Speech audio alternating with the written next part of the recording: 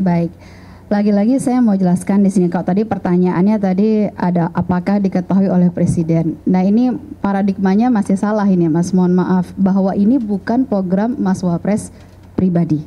Ini adalah program pemerintah yang artinya diketahui oleh Presiden, persetujuan dan seluruh kementerian lembaga di bawah pemerintah ini semua bergerak. Jadi itu yang kita harus pahami terlebih dahulu ya, kita harus luruskan terlebih dahulu. Nah, bicara soal efektivitas tumpang tindih, saya jelaskan lagi bahwa tidak ada yang tumpang tindih. Karena ini akan terkonsolidasi langsung, terintegrasi dengan program lapor yang sudah ada sebelumnya. Dikatakan efektif atau tidak, kami punya data bagaimana di program lapor itu segala tahapan itu dilakukan untuk periode misalnya, periode tahun 2024. Yang sudah masuk laporan melalui program lapor ya, bukan lapor Mas Wapres yang nanti akan terintegrasi di sana. Yang sudah masuk terkonsolidasi ada 88.247 yang masuk arsip. Dan yang sudah selesai 87.113. Artinya pengaduan laporan masyarakat ini diselesaikan. Dan yang sedang berproses ini masih juga ada berlangsung. Ada yang berproses adalah 8.258 yang sedang berproses. Artinya adalah yang sudah selesai sudah banyak. Kalau ditanya soal efektivitas, program ini akan masuk ke dalam sistem tersebut. Jadi dikatakan sistem mesin yang bekerjanya sudah jalan. Seperti itu. Ya, dalam 4 hari ini kan masuk ke dalam sistem ini. Kemudian sekarang lagi dalam proses verifikasi. Hanya memang begini, masyarakat ini ada yang kesulitan ya untuk kemudian mengakses dan banyak yang belum tahu. Di sini luar biasa sekali ada sumber daya manusia teman-teman di sini yang kemudian membantu masyarakat untuk melayani proses pengaduannya. Ini yang paling penting begitu ya. Dan ini juga tentunya diharapkan juga bisa dilakukan juga lebih banyak lagi oleh kementerian lembaga yang lain dan juga daerah. Ya. Oke. Thank you Mas. Ya betul. Teman-teman untuk sesi tanya jawab resmi ini kita tutup dulu. Oke, saya buka terakhir ya. Ini terakhir karena kita juga ada agenda berikutnya menunggu. Mohon maaf nanti kalau teman-teman masih ada yang ingin ditanyakan kita bisa mungkin sambil doorstop keluar. Terakhir ya silakan. Mas, saya Delvira dari liputan6.com. Izin bertanya terkait apa sih alasan pelaporan ini bersifat rahasia, kemudian mungkin bukan pelarangan ya, alasannya juga kenapa kita tidak bisa meliput langsung ke posko pengaduan, kemudian kita bisa follow up terkait jumlah, terus jenis aduannya, apa saja itu kemana. Kemudian kan ada pembatasan 50 pengadu ya per hari. Nah kita lihat tadi juga banyak warga yang berada di luar pagar. Apakah akan ada evaluasi, maksudnya laporannya akan online semua, mengingat kasihan warga dari jauh-jauh nggak bisa masuk. Atau antriannya secara online. Ya demikian, terima kasih. Oke, terima kasih dari Liputan 6. Oke, kita batasin dulu. Silakan. Tadi lupa pertanyaan. Pertanyaannya kenapa tidak boleh dirahasiakan dibuka ya, baik.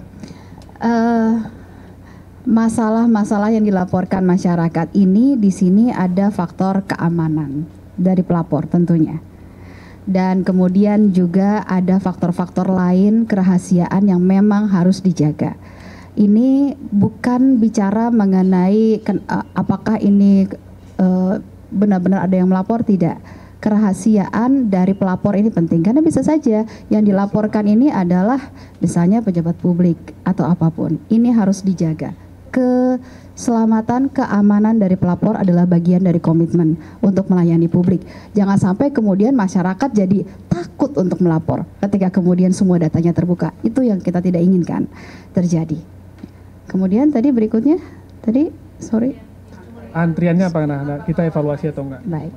Untuk antrian, seperti tadi kami sampaikan, kita saat ini sedang terus-menerus untuk kemudian memperbaiki sistem, melihat bagaimana antusiasme masyarakat, baik secara online, baik yang hadir di sini. Namun kami ingatkan bahwa datang ke sini bukan satu-satunya cara.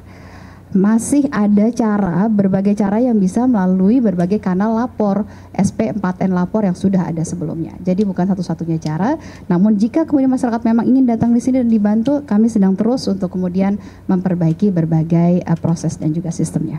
Ya. Baik. Lagi-lagi saya mau jelaskan di sini, kalau tadi pertanyaannya tadi ada apakah diketahui oleh Presiden. Nah ini paradigmanya masih salah ini Mas, mohon maaf, bahwa ini bukan program Mas Wapres pribadi.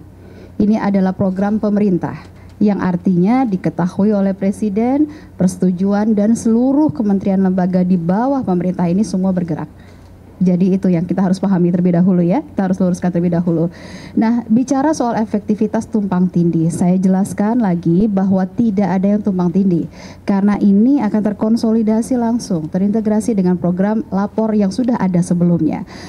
Dikatakan efektif atau tidak, kami punya data bagaimana di program lapor itu segala tahapan itu dilakukan untuk periode misalnya, periode tahun 2024. Yang sudah masuk laporan melalui program lapor ya, bukan lapor Mas Wapres yang nanti akan terintegrasi di sana. Yang sudah masuk terkonsolidasi ada 88.247 yang masuk arsip. Dan yang sudah selesai 87.113. Artinya pengaduan laporan masyarakat ini diselesaikan. Dan yang sedang berproses ini masih juga ada berlangsung. Ada yang berproses adalah 8.258 yang sedang berproses. Artinya adalah yang sudah selesai sudah banyak. Kalau ditanya soal efektivitas, program ini akan masuk ke dalam sistem tersebut. Jadi dikatakan sistem mesin yang bekerjanya sudah jalan. Seperti itu. Ya, dalam 4 hari ini kan masuk ke dalam sistem ini. Kemudian sekarang lagi dalam proses verifikasi. Hanya memang begini, masyarakat ini ada yang kesulitan ya untuk kemudian mengakses dan banyak yang belum tahu. Di sini luar biasa sekali ada sumber daya manusia teman-teman di sini yang kemudian membantu masyarakat untuk melayani proses pengaduannya. Ini yang paling penting begitu ya. Dan ini juga tentunya diharapkan juga bisa dilakukan juga lebih banyak lagi oleh kementerian lembaga yang lain dan juga daerah. Ya. Oke. Thank you Mas. Ya betul. Teman-teman untuk